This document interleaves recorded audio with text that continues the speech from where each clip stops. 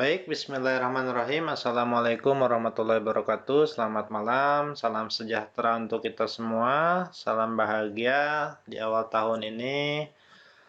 Selamat bergabung di dalam Google Meet kita. Webinar malam ini bincang santai begitu.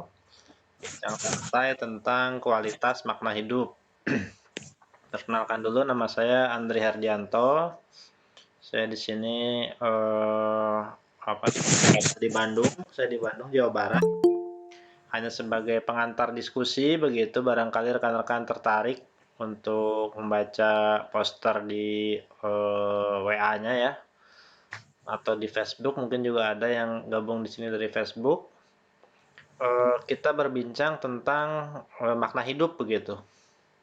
Mungkin saya izin share screen. Sebentar.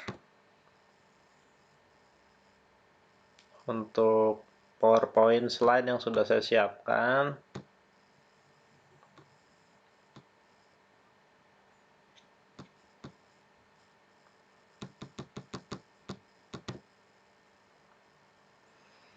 Baik, sudah muncul ya. Santai, kualitas, makna hidup, sebuah pengantar begitu. Jadi hanya pengantar saja. Jadi ini dimulai program ini kita itu tentang awalnya dari sebuah program yang diluncurkan di Facebook Group yang berjudul Create a Meaningful Life atau bagaimana menciptakan hidup yang bermakna. Nah, mungkin ini program sudah agak lama begitu, belum diupdate lagi. Ini sebagai pemantik diskusi saja untuk kita bincangkan bersama. Bahwasanya program ini tujuannya apa, kemudian latar belakangnya seperti apa. Jadi kisahnya, ini ada sebuah narasi, sebuah kisah begitu yang melatar belakangi dari sebuah kajian psikologi yang berkembang pada tahun 2000-an. Itu kajian psikologinya itu mengarah pada penelitian yang tidak hanya mencakup orang-orang yang mengalami gangguan mental saja, karena biasanya psikologi itu terkait dengan disorder ya, atau anxiety, gangguan kecemasan, gangguan depresi begitu, yang terkait dengan ketidaknormalan dalam aktivitas kejiwaan seseorang. Psikologi biasanya mengacu atau untuk menyelidiki apa yang menyebabkan seseorang mengalami gangguan, apakah itu disorder atau apapun itu. Nah, di tahun 2000-an itu muncul disiplin baru yang disebut dengan positive psychology. Jadi ada positif di situ dalam artian bahwa dia bagaimana fokusnya bukan hanya untuk orang-orang yang mengalami kesulitan atau gangguan, tapi juga bagaimana orang-orang normal itu bisa ditingkatkan kebahagiaannya. Itu faktor-faktor apa yang mempengaruhi. Kemudian secara umum bagaimana meningkatkan rasa enjoy, menikmati pekerjaan, kemudian bagaimana mengelola stres, begitu kan. Jadi ini untuk orang-orang yang normal, bukan orang-orang yang mengalami gangguan.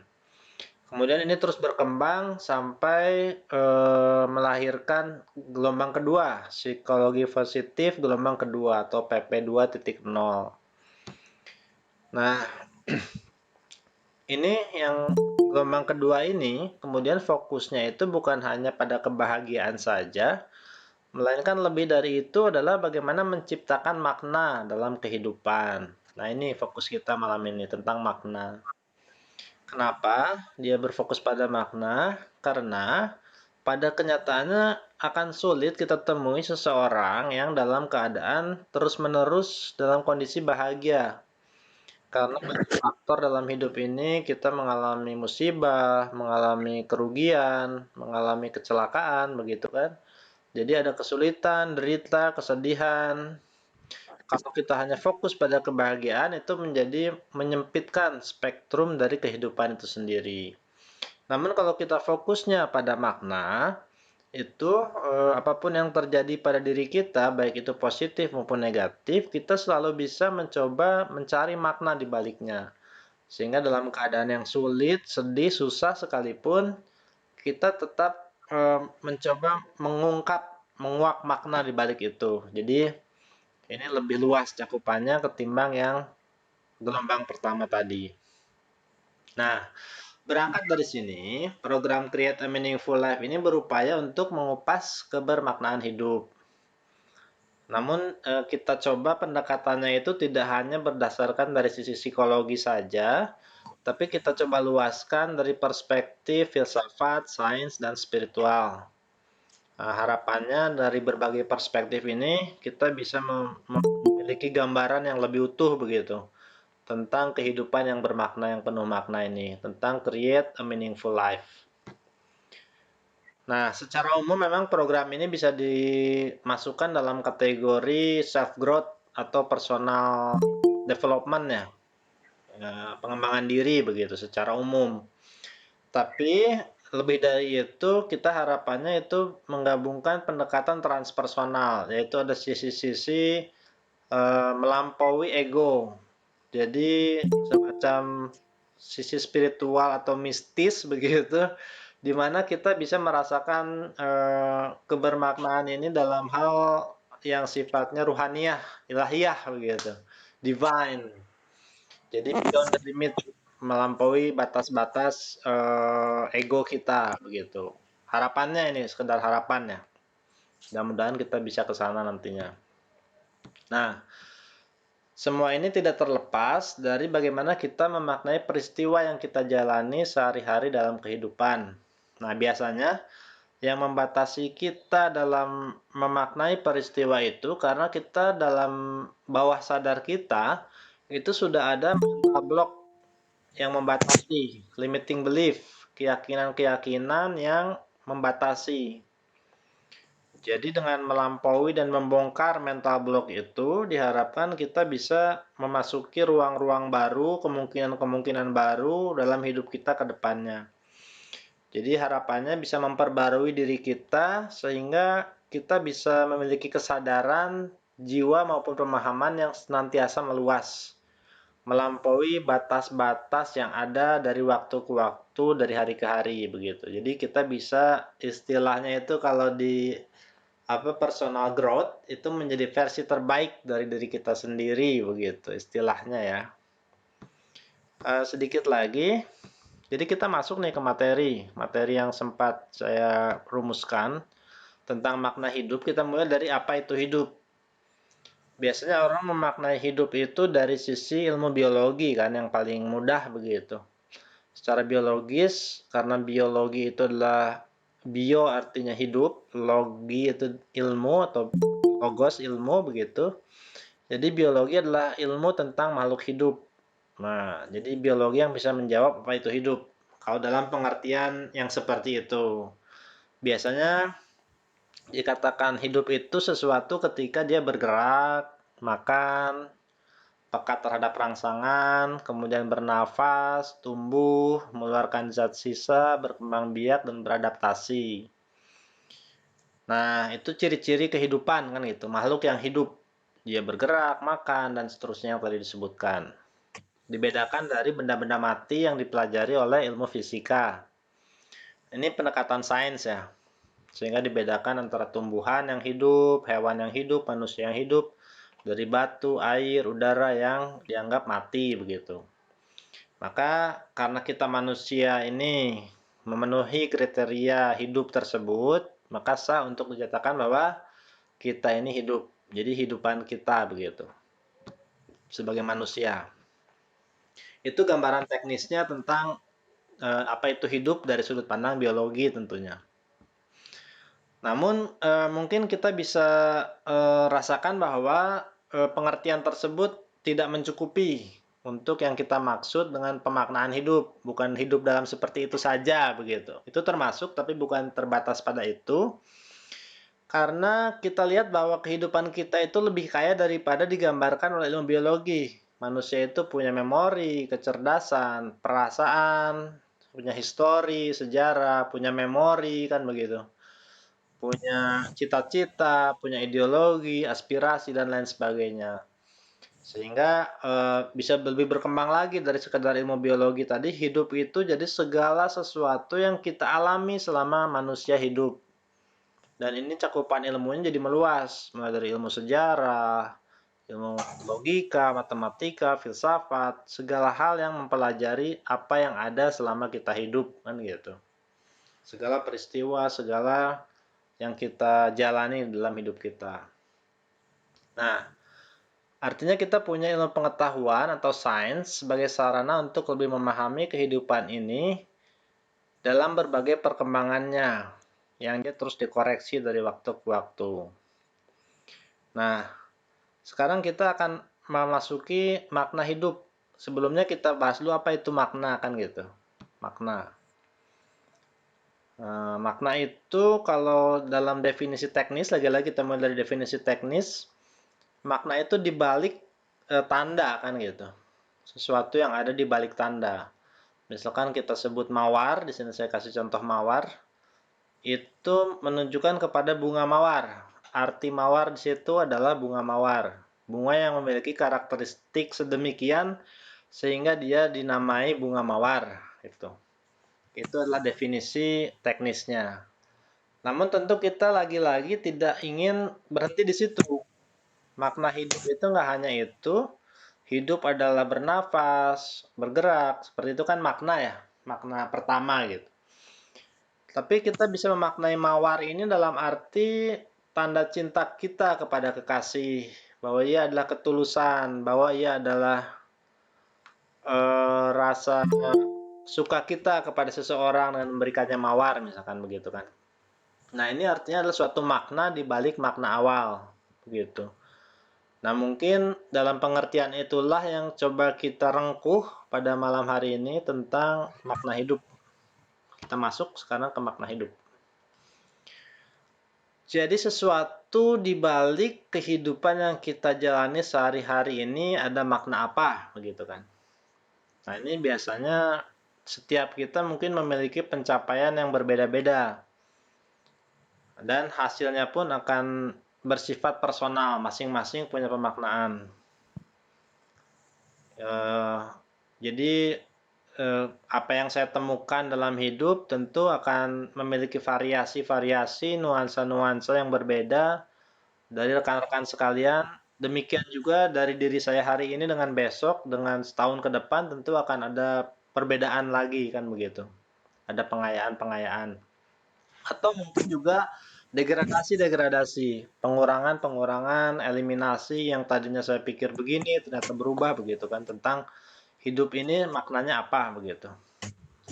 Nah, tentang kebermaknaan hidup inilah yang nanti akan kita bahas satu persatu dalam program kita ini. Mungkin kalau rekan-rekan berminat, kita coba bahas pelan-pelan saja. Kita sifatnya bincang-bincang santai begitu. Sifatnya informal, mungkin seminggu sekali begitu lewat lewat webinar seperti ini. Mungkin tiap hari Minggu malam seperti hari ini.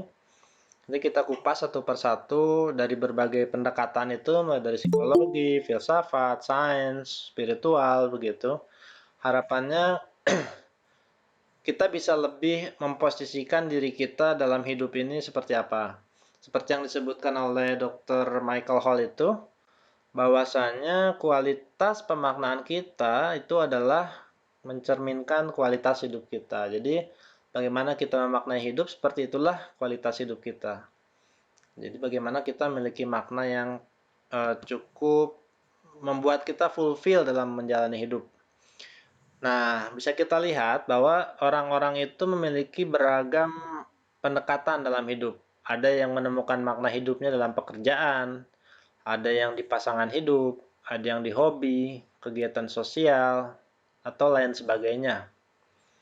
Di mana makna-makna ini pun bisa bersifat makna yang kecil, besar, sederhana, mewah, dan lain sebagainya. Setiap orang punya pemaknaannya masing-masing terhadap apa yang ada di hadapannya, dan fokusnya pun bisa berbeda-beda. Ada yang lebih dominan tadi pada pekerjaannya, ada yang pada hobinya. Pekerjaan hanya dilakukan sebagai kewajiban, setelah itu dia lepas, dia ingin kembali kepada hobinya.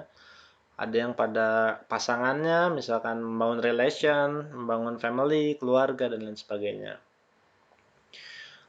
Nah, nanti kita akan coba mungkin ke depannya kita akan melihat life aspek gitu, aspek-aspek kehidupan, area-area kehidupan, ada finansial, ada emosional, ada hobi, apa namanya, leisure gitu kan, waktu luang, ada profesi, ada spiritual.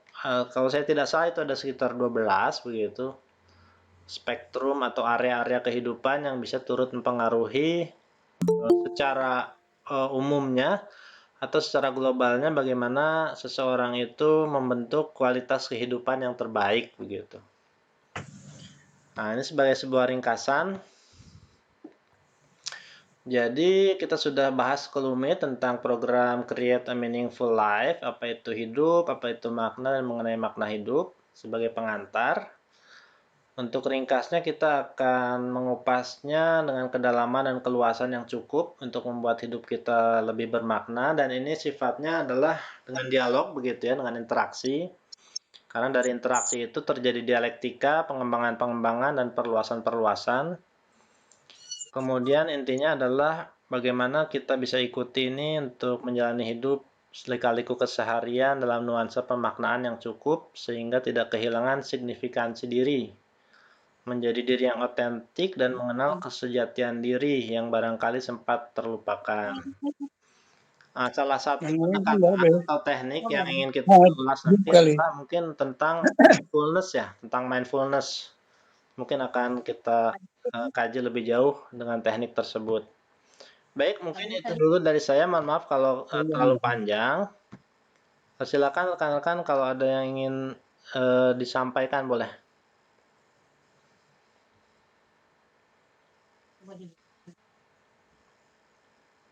Ini saya sudah stop screen ya.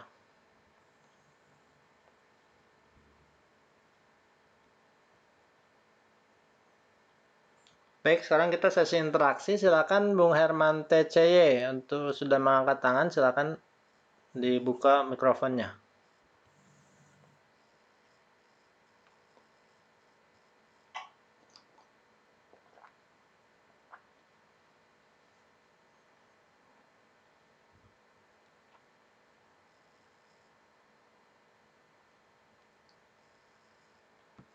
Oh, tidak jadi sepertinya ya. Terpental. Bung Herman, jadi berkomentar kah? Tidak Pak, lagi jelek jaringan. Oh ya, siap, siap, siap. Baik, silakan yang lain. Kalau ingin menyampaikan sesuatu, boleh bertanya, berpendapat, atau kalau ada yang bisa saya jawab, saya jawab. Kalau tidak, mungkin kita cari bersama-sama sebagai pengayaan untuk PR saya juga mencari jawabannya begitu. Untuk pengayaan materi kita. Tidak perlu takut, tidak ada yang salah dalam bertanya begitu.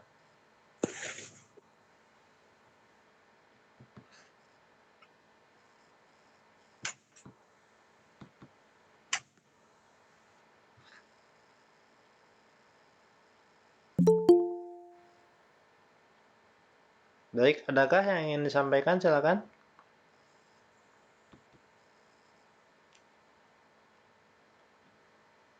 Apa terlalu panjang tadi ya penyampaian materinya ya?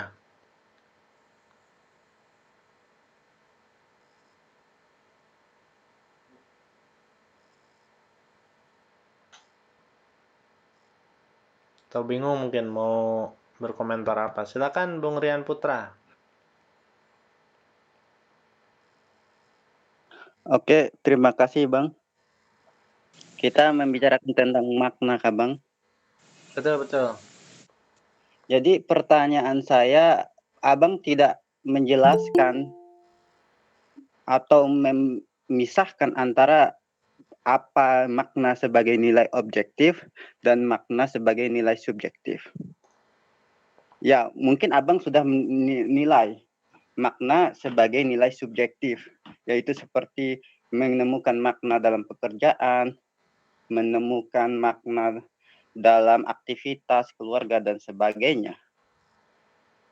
Tapi nilai objektif ini yang belum Abang jelaskan. Bagaimana pendapat Abang, apa sih sebenarnya pencarian makna dalam nilai objektif? Ya. Itu saja pertanyaannya. Ya, itu aja dulu, Bang. Baik, baik. Terima kasih banyak, Bung Rian. Nih, kawan diskusi terbaik lah pokoknya ini. Baik. Jadi kalau dalam pikiran saya begini, ada orang-orang berpendapat bahwa makna itu ada di luar sana secara objektif, yang mana itu mendeterminasi kita harus mencarinya, mencari makna tersebut. Begitu. Makna hidup itu sudah ada dari awalnya, terlepas kita sadari atau tidak dia ada, begitu kan? Kadang ada yang berhasil menemukan, ada yang tidak. Nah, tugas manusia adalah menemukan makna objektif tersebut. Itu pandangan pertama. Pandangan kedua menyatakan bahwa makna itu tidak ada. Hidup ini tidak memiliki makna. Seperti nihilis lah gitu kan. Atau seorang apa ya namanya absurd menyatakan hidup ini akhirnya mati, kita bekerja keras berupaya akhirnya kehilangan, kerugian, mati, sakit gitu kan. Berusia tua dan lain sebagainya absurd. Hidup ini tidak ada makna. Maka kita harus memberikan makna padanya. Kita harus menciptakan makna. Begitu kan? Itu yang kedua. Jadi kalau yang pertama tadi itu objektif ada di sana untuk ditemukan. Kalau yang kedua ini bahwa itu murni subjektif.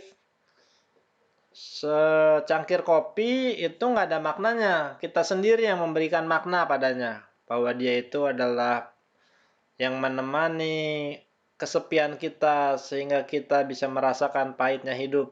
Lebih pahit daripada kopi ini misalkan gitu kan. Istilahnya pemaknaan subjektif terhadap kopi. Penikmat kopi tentu akan memiliki pemaknaan-pemaknaan yang lebih dalam dan lebih bernuansa macam-macam begitu, variasi terhadap kopi dibandingkan seorang awam tentang kopi kan gitu. Jadi tergantung subjek. Nah, kalau saya sendiri berpendirian itu keduanya ada gitu Bung Rian. Jadi di sisi objektif, makna itu ada, makna hidup itu ada, tapi juga itu perlu dikreasi oleh subjek, begitu. Jadi pertemuan antara subjek dan objek.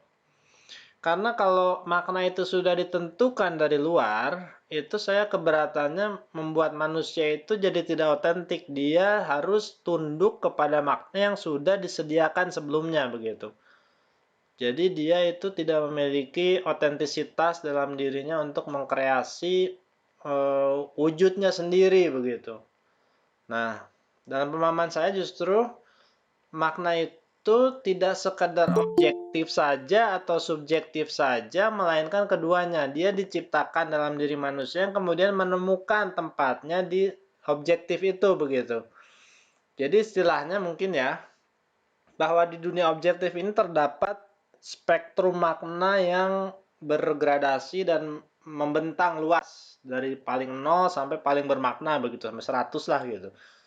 Nah, manusia itu menciptakan makna, memposisikan dirinya dalam hidup ini secara subjektif yang itu nanti bersatu dengan objektivitas di luar itu gitu.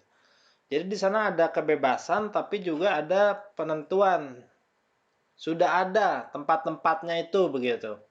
Secara ontologis begitu. Kalau ini kita pendekatan filsafat ya. Jadi makna itu dikreasi sekaligus ditemukan dan bersifat objektif. Karena saya tidak akan pernah merasa puas ketika dinyatakan dunia ini tidak bermakna, kita yang memaknainya, itu selalu ada di dalam bawah sadar kita bahwa apapun yang kita maknai itu hanyalah kreasi pikiran kita. Karena sesungguhnya dunia ini tidak bermakna. Maka di fondasi awalnya itu ketika demikian adanya, kita selalu dihantui lah begitu. Dihantui bahwa pemaknaan ini hanyalah fata morgana sebetulnya kan gitu. Karena tidak ada dasar objektivitasnya. Mungkin sementara itu dulu. Kalau teman-teman yang lain ingin menambahkan selain Bung Rian, boleh. Baru nanti ke Bung Rian lagi. Pak Okma silakan.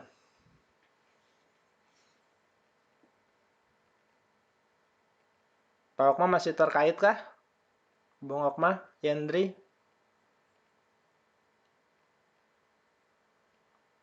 Ini saya terdengar nggak ya suaranya?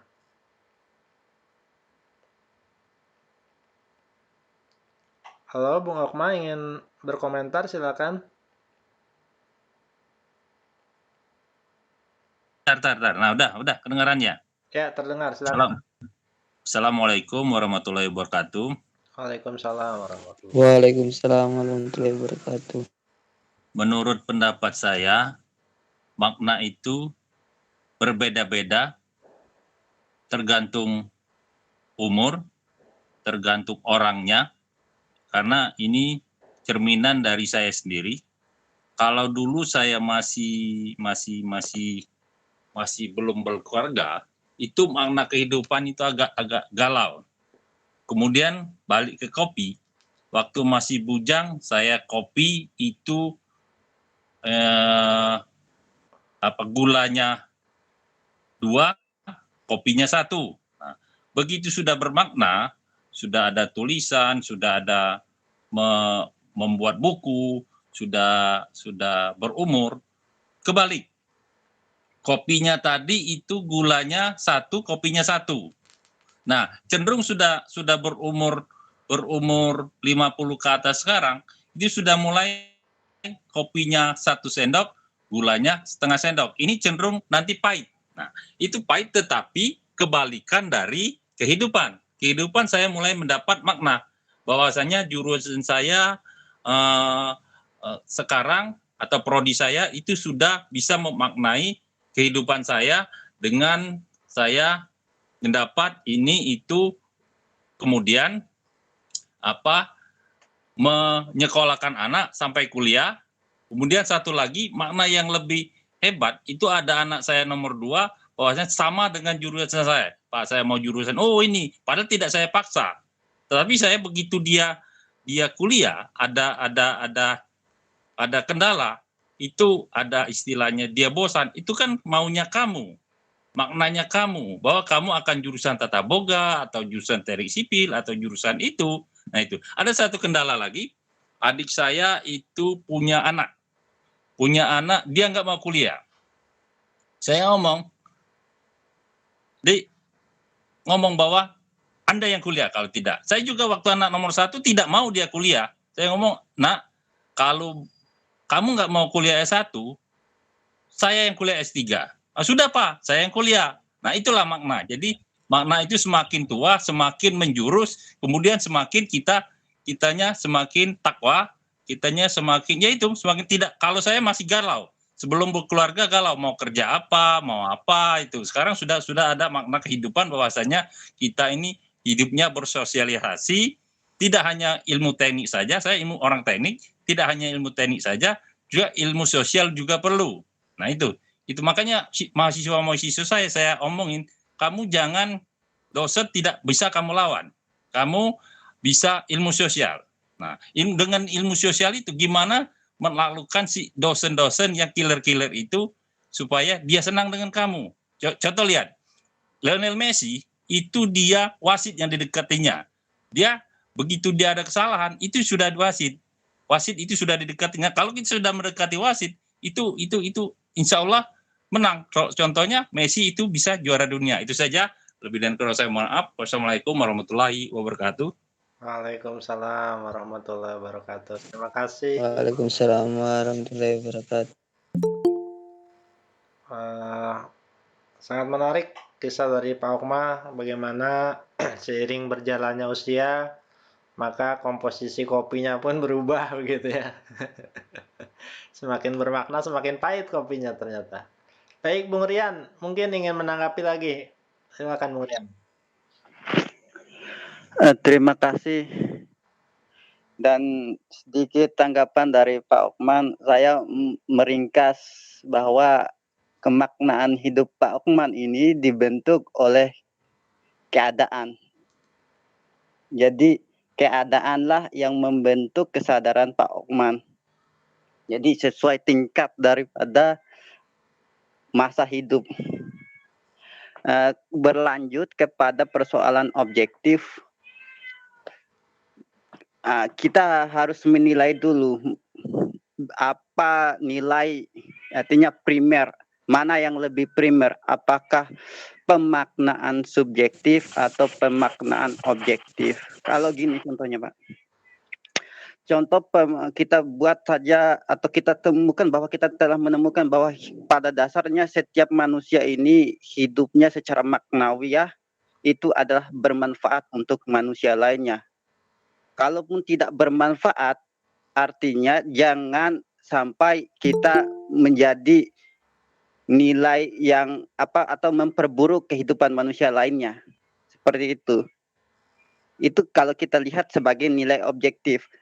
Kalau kita maknai secara subjektif, artinya subjektif itu dibentuk secara keinginan kita saja. Suka-suka kita, tidak ada yang melarang karena sifatnya subjektif. Kita mencari, kalau kita memaknai contohnya Epicurus, dia memaknai kehidupan ini sebagai kesenangan. Dan apabila kehidupan ini sebagai kesenangan, maka lawan dari kehidupan ini adalah kematian sebagai hal yang buruk, sebagai hal yang tidak bermoral, sebagai hal yang tidak berkualitas karena mengakhiri kebermaknaan hidup kita, artinya kesenangan itu. Jadi persoalannya bagaimana cara kita menemukan makna objektif di balik makna-makna subjektif yang dihasilkan oleh individu-individu daripada proses hidupnya yang berkelangsungan itu. Itu saja. Baik, jadi berakhir dengan pertanyaan baru ini Bung Rian ya. Menarik sekali Bung Rian. Terima kasih Bung Rian. Jadi sebelum saya tanggapi mungkin saya kasih kesempatan dulu yang lain mungkin ingin nimbrung juga boleh. Mungkin ada satu atau dua tentang tadi Bung Rian bagaimana menemukan makna objektif begitu ya agar bisa menembus dari makna-makna subjektif begitu. Kalau tidak ada saya lanjut ya. Kalau ada yang mau interupsi langsung masuk saja.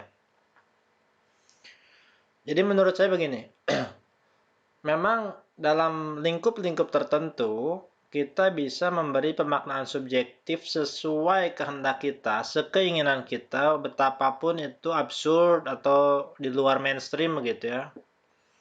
Saya misalkan memaknai memaknai rasa sakit sebagai sebuah kenikmatan begitu. Sehingga saya menyiksa diri saya, tapi saya menikmatinya begitu. Atau bisa juga kebalikannya, saya bersenang-senang tapi merasa hampa begitu. Pokoknya hal-hal yang di luar keumuman begitu kan. Karena tadi Bung Rian menekankan subjektif itu dalam pengertian suka-suka kita gitu, tidak ditentukan dari luar. Namun berdasarkan pengamatan saya mungkin juga teman-teman rekan-rekan sekalian juga mengalami ketika kita berbuat seperti itu, kita memaknai sesuka-suka kita terhadap kehidupan ini, akan ada saatnya kita terbentur dengan realitas. Misalkan contoh jalanan luas lagi kosong, kita anggap itu punya kita maknai itu punya kita. Lampu merah kita terobos, sekali aman gitu kan, 2 kali aman. Tapi akan ada tiba saatnya kita ditilang polisi misalkan, atau kita mengalami kecelakaan. Nah di situ pemaknaan subjektif kita jadi terkoreksi mau tidak mau. Kita tidak bisa lagi semena-mena meletakkan makna karena ada realitas di luar sana yang memberi kita batasan makna itu. Oh ternyata saya tidak bisa seleluasa itu menggunakan jalanan. Ada orang lain juga yang berkepentingan. Ada lampu merah yang harus ditaati, begitu kan. Nah, jadi makna objektif itu akhirnya akan ditemukan ketika kita bertemu dengan hal-hal yang di luar dari ekspektasi kita. Di luar dugaan kita. Kita berharap misalkan teman kita itu bisa menerima kita apa adanya. Kita berbuat seenaknya, bercanda semaunya. Tiba-tiba dia marah, menampar kita, atau memutuskan silaturahmi dengan kita. Di saat itulah pemaknaan subjektif kita jadi terkoreksi dengan realitas. Bahwa yang namanya sahabat itu ada hak dan kewajiban, ada aturan yang harus ditaati, ada kebersamaan yang harus dijunjung, ada tata tertib yang mau tidak mau, kalau kita ingin tetap bersahabat, itu tidak boleh dilanggar begitu. Itu contohnya ya. Jadi pemaknaan-pemaknaan subjektif itu ketika tidak sesuai dengan objektif, maka akan terkoreksi dengan sendirinya oleh hukum alam itu sendiri karena ada alam semesta, ada hukum alam yang sifatnya objektif begitu Bung Rian. Nah, saat itulah biasanya kita akan terperangah, kemudian akhirnya introspeksi bahwa ternyata oh iya ya, saya harus mengkoreksi pemahaman saya tentang objek ini misalkan begitu. Ternyata tidak seperti yang saya kira sebelumnya. Dan yang namanya realitas atau ontologi keberadaan itu memang seringkali membuat kita terperangah atau heran. Ternyata ada faktor X yang tidak kita sangka-sangka mengoreksi dari pemahaman subjektif kita. Disitulah si realitas itu mencoba mengungkap dirinya, tinggal tergantung kesadaran kita mau sadar atau mau tetap tertidur lena sampai harus kena batunya lagi gitu kan. Mungkin itu sedikit dulu dari saya. Silakan rekan-rekan yang lain atau Bung Rian boleh silakan.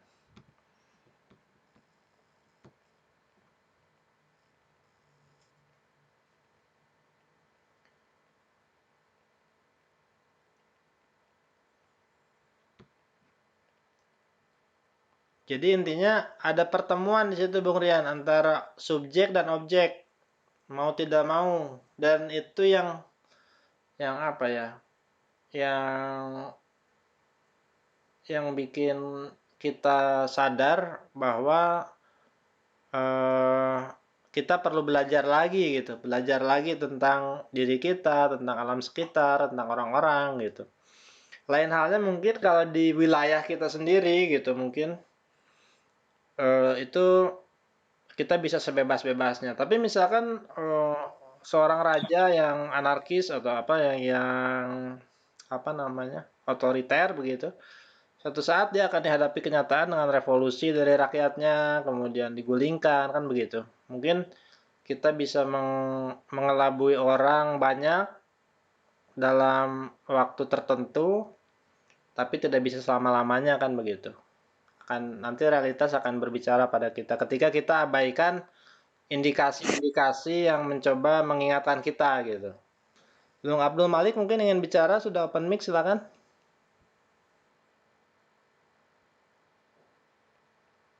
Tidak jadi. Halo. Ya silakan Bang.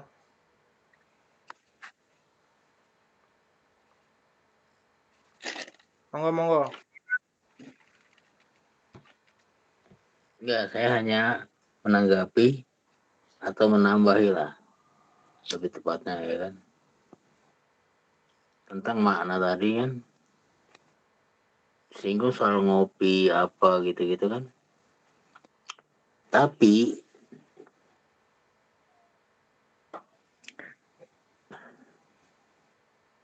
kita juga kan menemukan hal-hal baru lewat pengalaman empiris, yang mana itu bisa subjektif, bisa objektif. Contoh tadi soal gula. Ketika kita nggak tahu tentang diabetes, mungkin kita akan mengkonsumsi gula secara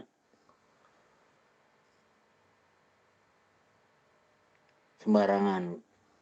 Nah itu kan karena ketidaktahuan kita atau ketidakmengertian tentang bahaya diabetes. Terus yang kedua adalah apa yang kita makan. Sementara mainstream kan mengatakan yang penting halal. Padahal ada juga soal yang baik-baik gitu. Halal aja nggak cukup, harus ditambah itu baik pula untuk kesehatan atau untuk tubuh kita, untuk diri kita. Artinya baik di dalam makanan itu kan Menyangkut kualitas gizinya, kualitas nutrisinya, halal dan haramnya, itu kan pengaruh.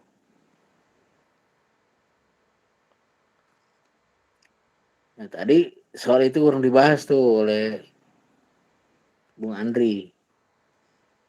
Coba tolong dikupas lah soal-soal itu juga. Untuk lebih mengupgrade pertemuan kita malam ini. Saya pikir itu aja. Baik, terima kasih Bung Abdul Malik. Ya, Dari Bung Rian tadi masih cukup menanggapi kah atau masih ada respon lagi? Cukup dulu Bang. Kak. Baik. Sekarang saya coba menanggapi dari Bung Abdul Malik tentang halalan toyiban ya. ya. Jadi makanan misalkan apa yang kita makan itu akan membentuk ketahanan fisik kita, membentuk nutrisi dalam diri kita. Tidak cukup hanya yang bersifat halal dalam artian apa namanya fikih begitu. Kalau dalam Islam kan ada yang diperbolehkan, ada yang dilarang begitu kan. Namun juga yang toyiban. Toyiban dalam artian itu baik. Artinya bagi seorang penderita diabetes misalkan gula itu kan halal sebetulnya secara fikih. Namun bagi kondisi dirinya gula itu tidak baik karena akan memperburuk kondisi penyakitnya yang disandang begitu. Nah, jadi agama maupun sains kedokteran itu saling bahu-membahu untuk memberikan panduan. Intinya kan keilmuan ya. Ulama itu kan orang yang berilmu, ilmuwan juga orang yang berilmu. Hanya saja mungkin ulama itu lebih ke ilmu keagamaan, sementara ilmuwan itu ilmu saintifik begitu. Dokter gitu kan. Kemudian ahli gizi misalkan yang mengetahui tentang kadar-kadar nutrisi yang dibutuhkan tubuh. Kalau dulu itu 4 sehat 5 sempurna, kalau sekarang katanya sudah diperbaiki lagi begitu. Terus berevolusi karena pengamatan terhadap apa yang dibutuhkan tubuh juga berkembang terus begitu. Nah, intinya adalah ketika kita dengan pengetahuan kita maupun tanpa pengetahuan kita itu berbuat atau memaknai sesuatu secara tidak sesuai dengan hukum alam, maka akan ada efek balik dari realitas itu yang sifatnya objektif itu tadi. Efek balik ini mungkin tidak terasa secara langsung atau seketika begitu, mungkin perlu waktu. Namun kalau di agama Buddha tuh ada karma istilahnya ya, atau kalau di sains tuh kausalitas begitu, sebab akibat. Selamanya akibat tidak akan lepas dari sebab begitu. Setiap sebab ketika sudah sempurna, maka akan lahir akibat khususnya dari sebab tersebut. Ada sinhiyah, ada keselarasan, kesekimiawian antara sebab dan akibat. Akibat yang baik pasti muncul dari sebab yang baik, akibat yang buruk muncul dari sebab yang buruk pula begitu kan. Nah, ketika kita selama hidup ini menabur hal-hal yang buruk, maka mau tidak mau kita akan menuai pada akhirnya hal yang buruk juga. Demikian sebaliknya, kalau kita menabur hal baik, kita akan menuai hal-hal yang baik juga. Nah, pemaknaan kita akan apa yang baik dan apa yang buruk itu ternyata terlepas dari kenyataan. Jadi kalau kita salah, maka realitas tetap akan berbicara sesuai dengan dirinya, tidak sesuai dengan pemahaman kita. Ibaratnya anak kecil pegang kabel listrik, dia nggak tahu itu ada setrum, tetap anak itu akan tersetrum begitu kan, meskipun dia tidak tahu begitu. Nah, mungkin disinilah pentingnya kita dalam pemaknaan itu berupaya mendekati objektivitas sedekat mungkin dengan objektifnya begitu. Mungkin seperti itu, Bung Abdul Malik. Atau ada tambahan silakan.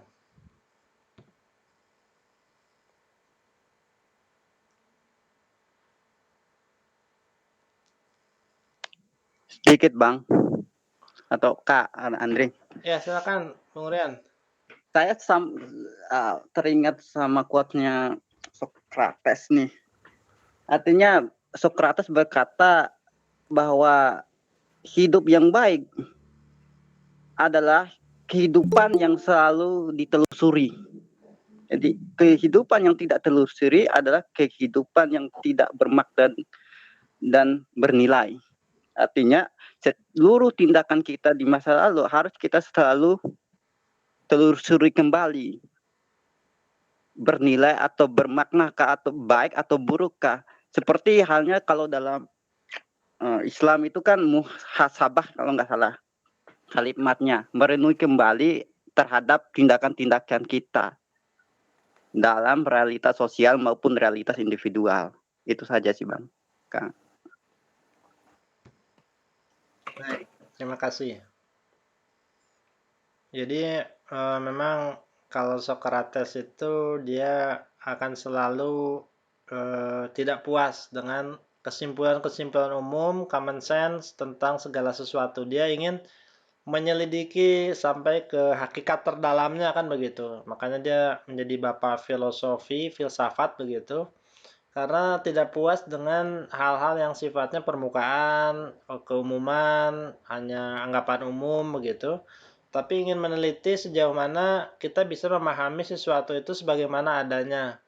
Makanya tadi katakan hidup yang dijalani tanpa diperiksa itu kehidupan yang sesungguhnya tidak layak untuk dijalani begitu. Tapi saya ada satu antitesanya juga, bahwasanya kehidupan yang tidak dijalani itu tidak layak untuk dipikirkan. Jadi kalau Socrates bilang hidup yang tidak diperiksa itu tidak layak dijalani, sebaliknya juga menurut saya hidup yang tidak dijalani itu tidak layak untuk diperiksa. Jadi selain kita memeriksa hidup, kita juga harus menjalaninya begitu. Tidak cukup hanya dengan olah pikir saja begitu terus, tapi pikiran itu harus diletakkan pada pengalaman-pengalaman hidup yang kita jalani begitu. Jadi harus seimbang lah antara teori sama praktek begitu. Jadi kaki kanan itu berpikir, kaki kiri berjalan, menjalani. Berpikir lagi, muhasabah lagi, jalani lagi. Jangan juga terpenjara dalam trauma-trauma masa lalu begitu kan, sehingga kita takut melangkah. Ketika kita evaluasi kita banyak kesalahan, kita banyak kekurangan, sehingga kita tidak mau berjalan lagi, juga jangan seperti itu. Jadi ada komposisi yang seimbang antara kehati-hatian dengan keberanian. Mungkin sedikit yang saya pikir seperti itu perlunya. Baik, sepertinya kita sudah di penghujung acara. Saya mohon maaf kalau ada kekurangan, kalau ada hal-hal yang kurang berkenan, mohon dimaafkan. Mudah-mudahan kita bisa lanjutkan di pekan-pekan depan. Kalau masih berminat, nanti dibagikan di link grupnya ya. Kemudian mungkin beberapa di sini ada yang tidak ada di grup kualitas makna hidup. Mungkin bisa menghubungi saya saja. Kalau ingin digabungkan ke grupnya, saya cantumkan nomor WA saya di sini ya. Karena tadi beberapa mungkin dari grup WA yang lain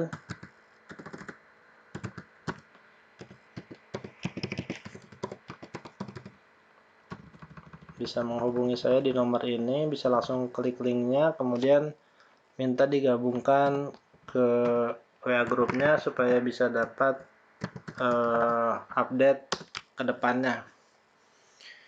Baik, mungkin saya cukupkan dulu. Terima kasih banyak atas partisipasinya, keterlibatannya, dan perhatiannya. Mohon maaf sekali lagi.